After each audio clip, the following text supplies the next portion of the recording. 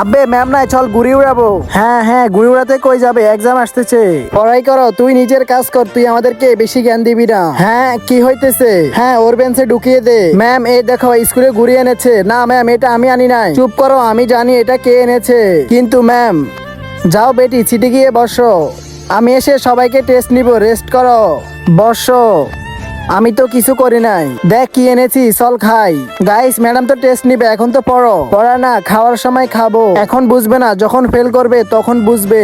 আমরা ফেল করব, তুই তো এত খরচ, তুই ফেল করবি। আরে হ্যাঁ, ওই ফেল হবে। কি আমি ফেল করব?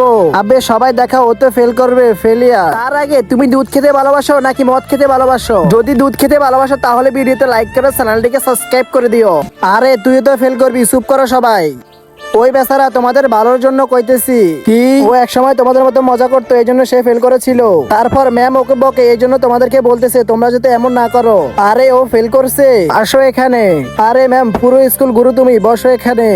পড়ালেখা করো না, শুধু টাকা নষ্ট করো। তুমি ফেল করলে কমেন্ট করো।